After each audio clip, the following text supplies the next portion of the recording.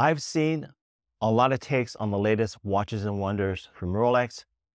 Lots of people are saying it's boring. Now, if you're a collector or a watch enthusiast, you might have noticed that, yes, the presentation didn't pack a lot of punch. So collectors are asking, why did Rolex opt for what seemed like a less than thrilling approach as this year's watches and wonders? There were no groundbreaking innovations or major design changes that might have excited us collectors. So why did Rolex decide to go this route? Let's get into it. To understand what happened, we are going to cover three topics.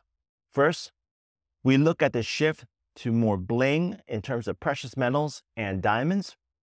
Then we'll dig into who exactly are supposed to buy these watches. Some people are saying they look like Invicta homages. Then we'll discuss how Rolex manufactures prestige. That's the key point of this video. So what did Rolex actually bring to the table at Watches and Wonders? The spotlight was on some subtle yet significant upgrades. They ramped up the use of precious metals and sprinkled in diamonds across the range. Now, if we pull up some images here, you'll notice the enhanced appearance of luxury and, well, elegance in these designs. But it's not only about aesthetics, it's about understanding the audience. These choices, while perhaps underwhelming for those expecting technological leaps or maybe a radical new design, have a special appeal to a broader market. Rolex seems to be targeting that dreamer segment, people for whom owning a Rolex represents a pinnacle of personal or professional success. Unlike the hardcore collectors like us, who often chase after mechanical innovations or rarity, this group is drawn to the prestige and beauty that comes from these watches.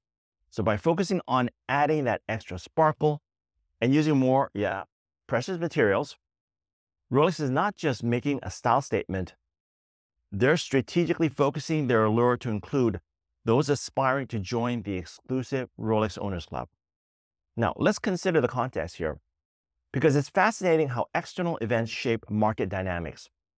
When the pandemic hit, it altered consumer behavior in many sectors, including, as we know, luxury watches. People weren't traveling as much or dining out, leading to a surge in disposable income.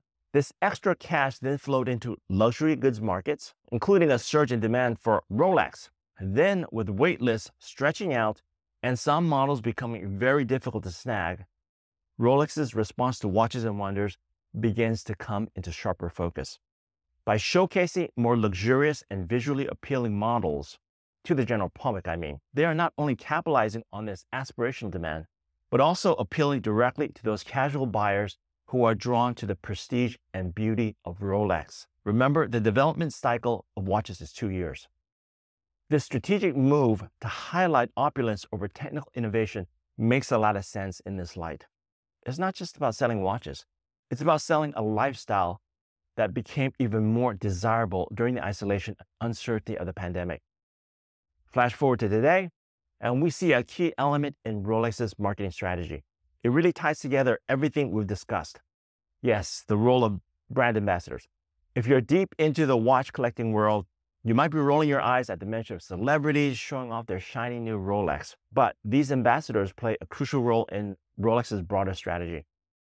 Brand ambassadors aren't only chosen for their fame, they embody the lifestyle and aspirations that Rolex wants to associate with its watches. We all know that. When you see a respected athlete, a renowned actor, or an influential musician wearing a Rolex, it sends a powerful message. It's not just about the watch. It's about what owning that watch says about you. You're successful, you're accomplished, you're at the top of your game, whatever your field might be. A good friend of mine at dinner told me straight out, he saw no point in buying other brands because, in his words, quote, no one knows who they are. No one knows those brands, but everybody knows Rolex. Now, would you agree with this sentiment? It irked me as a collector, but the truth is most people do feel this way. So the truth is that brand ambassadors are particularly effective for reaching casual and aspirational buyers who may not be watch aficionados, but are certainly aware of the status and prestige that a Rolex confers. In a way, these ambassadors serve as a bridge connecting Rolex with an audience that seeks more than just a timepiece. They seek the recognition and prestige that comes with the brand. The strategic use of ambassadors reinforces Rolex's image as a symbol of success and aspiration. Yes, we know, precisely aligned with their shift toward more opulent, visually appealing models, more bling, that we've seen in this year's Watches and Wonders. Now, what does that mean for Rolex's production strategy? And what does it mean for the market? What's going to happen? You might wonder, with such high demand, why doesn't Rolex just ramp up production?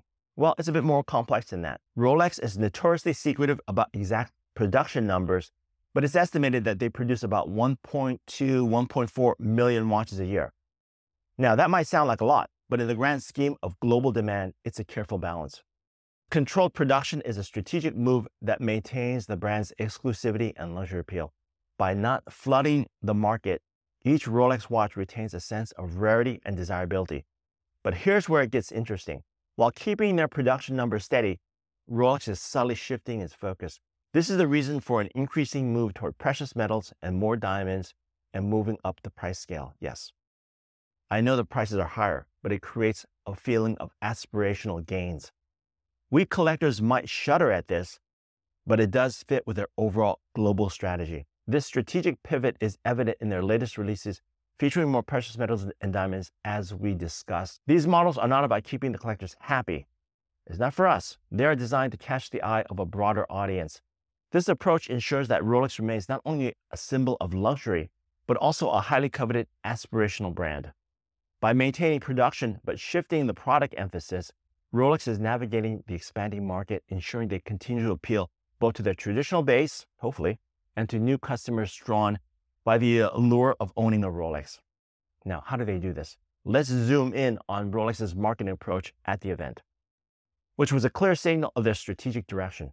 This year, the focus was squarely on luxury and status, broad themes that, the truth is, it has universal appeal. By emphasizing luxury and the inherent status of owning a Rolex, the marketing bypasses the more nuanced, often technical aspects that collectors prize. This is a deliberate choice, I think. Consider this. For many potential buyers, the technical details of a watch movement might as well be rocket science. But everybody understands the language of luxury. It's an instant signal of success. Have you had a conversation with a Rolex owner and they had no idea what movement powered their watch or the reference number? Yeah, it's that person. Rolex is targeting them. This broader appeal is especially effective in today's social media-driven world where appearances matter and the brand cachet of Rolex is amplified by digital word of mouth. The message Rolex conveyed at the event was clear. Owning a Rolex is about achieving the pinnacle of personal and professional success, a message that is universally appealing. This strategy ensures that Rolex continues to attract not only seasoned collectors, but also first-time buyers and those who aspire to upgrade their lifestyle with such a prestigious symbol. It's natural to feel a little bit let down. We thrive on the technical sophistication and rarity that Rolex has traditionally showcased. However, when we step back and look at the broader picture, it's evident that Rolex's true target has often been the aspirational buyer more than the hardcore collector. The strategy isn't new.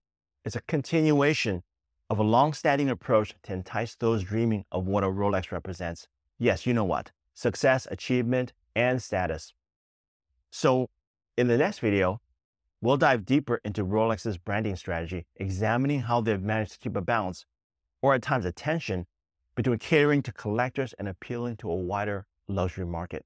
This will help us understand where Rolex might be heading in the future of the luxury watch world. I'll see you in the next video.